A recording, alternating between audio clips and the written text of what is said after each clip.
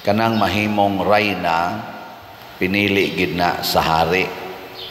Di mahitabo nga ang usa ka babae mahimong rayna sa gingharian nga kontra sa hari. Muna si Maria nahimong rayna kay nagpakasulugoon siya sa hari. Matod pa niya diri, sulugoon ako sa Ginoo, mahitabo unta kanako ang imong gisulti. Lingiyay mong tupad ina sulugoon kas Ginoo. Nako na ba? Sulugoon sa Ginoo. Oy, lahi man ta kasagaran, kita may mga hinugo kay sa Ginoo. Inigsimba bisag unsa nalay isugo sa Ginoo. Unya di pagita sama ni Maria nga moingon mahitabo unta dinhi kanako ang sumala. Asa to? Mahitabo unta kanako ang imong gisulti. Ang ato gusto man tang mahitabo ang atong gisulti. Mauna si Maria nagpabilin nga hagit o giya natong tanan nga nagtuos Ginoo hasta wa magtuos Ginoo. Kay ngano man matod pas mga philosophers, there is only one good and that is God. Nya kun mosunod ta niining maong Ginoo, mao nay bugtong maayo sa atong kinabuhi. Portig yung maayuhas Ginoo kay matod pas atong unang pagbasa, ang kangit-ngit ilisa na niyag kahayag, dili na ta maglakaw sa mangiob nga lugar niya, malipayo na ta kanunay, magmaya tungod kay ang Ginoo matao na or mag-uban na kanato.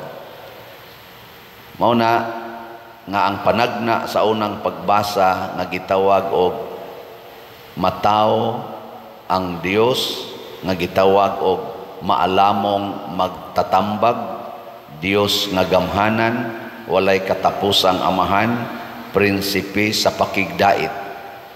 Mao ni siya ang nature sa Ginoo nga gipakatao ni Maria. Og nganong natao ang maong gamhanang Dios dinhi sa kalibutan pinaagi ni Maria, kay si Maria nagpakasulugoon sa hari. Kanang rayna basta buhi pa ang hari, ang rayna mura ra gyud na siya sulugoon sa hari. Sulugoon pero gibalyo siya kay isip rayna, isip asawa sa hari. Pero ang iyang role magsige ra nagtahod sa hari. Panagsara kayo ang rayna nga mudiktar sa hari. Labi na gyud sa Ginoo. So kita di ay mahimo sadtang mga rayna sama ni Maria. Pero ang ato lang buhaton magpakasulugoon lagi tas Ginoo. Pananglitan sugo bas Ginoo nga magpalaygit ka, sugo ka nas Ginoo.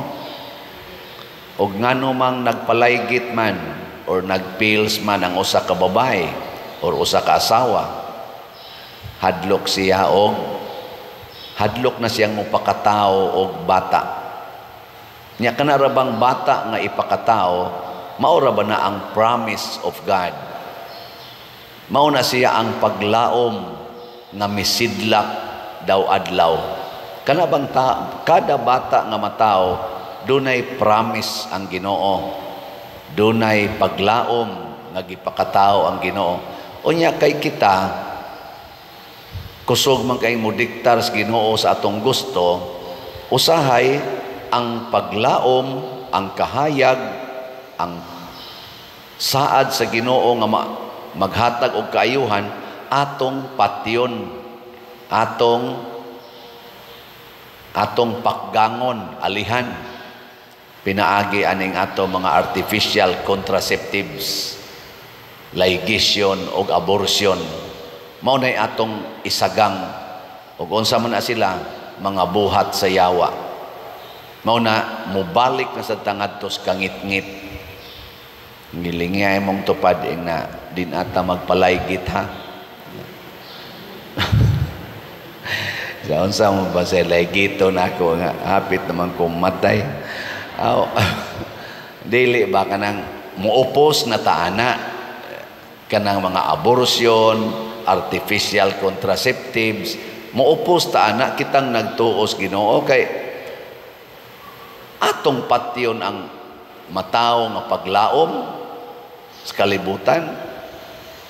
Lisura na nagsigi taghandom og nindot nga kaugmaon unya patyon nimo ang sinugdanan ni anang maong paglaom ug ang tinuod nga tuburan ni anang maong paglaom. Kaya kanang bata mo, ginay paglaom.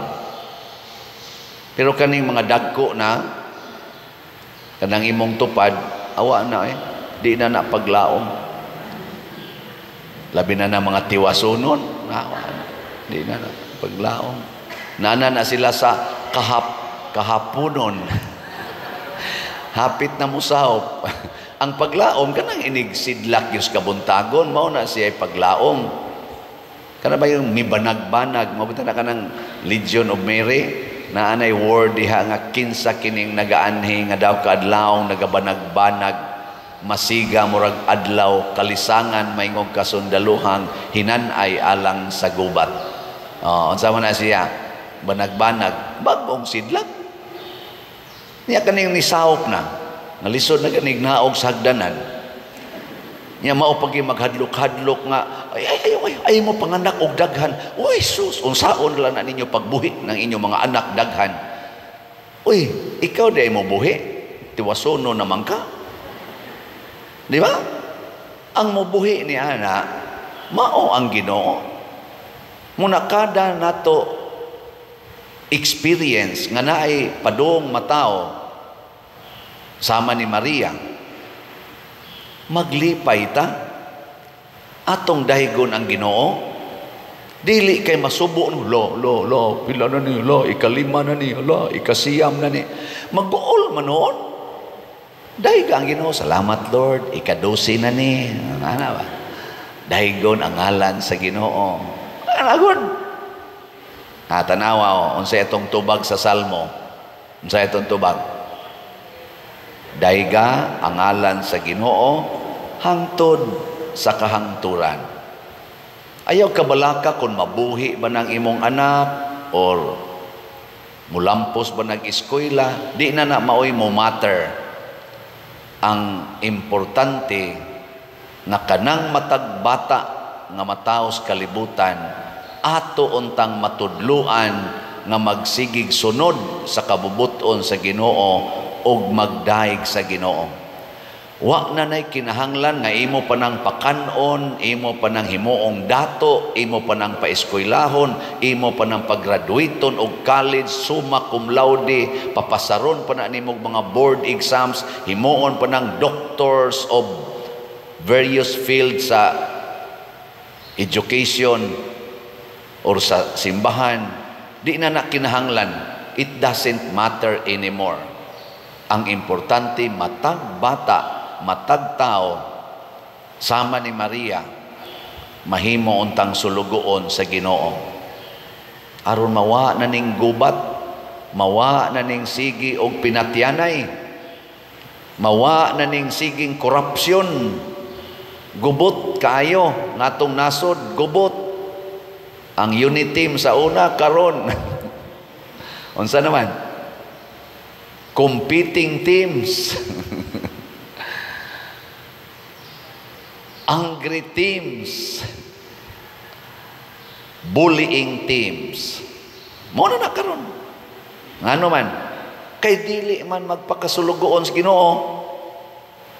Wa may pagpaubos, pulos man garbo, mga yawanon man nga mga hunahuna og mga pagbati, mo'y sundon ang kahakog sa kwarta, kahakog sa gahom, kahakog aning honors in the world and comforts of the world.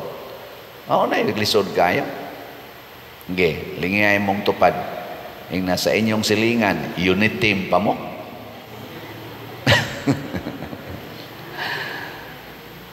Teamwork pa mo sa inyong silingan. Kanilang adas kumpanya. Nga kumpanya ba? Kung tawhanon lang yun nga pag standard, maglisod kita. Kanang kumpanya, naaginay regular schedule sa kanang gitawag na to og teamwork, team building, mga seminars, naaginay regular team building. Ighuman sa team building, o pa gani mahuman ang team building, galinibakay na. O pa mahuman ang team building, galinibakay na. O niya, naaday teamwork ka na. Adinhisad sa atong kuan, atong simbahan, siging recollection. Pero paskang linibakay din hisod simbahan. O niya, sugo din as Ginoo. Mga nailisod. Muna, kanindot unta kung mga ambisyon tang mahimo sad tang rayna sama ni Maria. Dili tingita mo ili sa iyang trono, pero musunod ta sa iyang pagkamasinugtanon, pagkamatinahuron ngadto sa amahan o sa pulong o kabubuton sa amahan. Hunongon na ni natong pagpatay sa kinabuhi. Kayang kinabuhi mao ginay simbolo sa presensya sa Ginoo. Patyo na ginanimong imong anak bisag sud panas imong tiyan. Babaga na ginanimo ang similya sa imo untang umaabot nga kinabuhi pinaagi ana mga artificial contraceptives kontra na kas Ginoo. Amigo na kasiyawa. Asa man kapadong adto sa heaven or sa hell? Kusga. Man mo kusog yung tingog. Hadlok ba mo pronounce? Asa mo, heaven or hell? Hell? Heaven o hell? Ako adto ko heaven, kamo asa mo hell? Uy, kasayang sige tag simba o niya hell gapon. Dili biasa nato assurance nga sige tag simba heaven na kita. Kay ang mga Parisiyo, ang mga iskriba magsigi gitog simba kada Sabado to ila sa una tingali Sabado or basta Sabat sigig simba niya mag-fasting pagito kada semana kaduha sige pagitog tithing siging memorize anang mga pulong sa Ginoo gihurot gina nilag memorize ibaliktos pa na sa ilang mga agtang.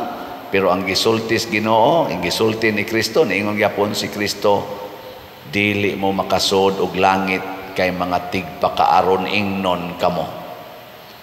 Sa Old Testament, niingon sa dang Ginoo, dili kamo makasulod sa akong pahulayanan kay mga tig-amog kasing-kasing.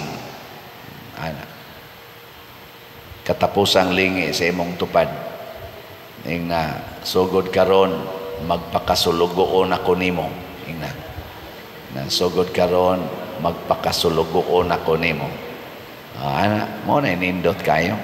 Sige, manindog na ta mga sulugoon sa Ginoo.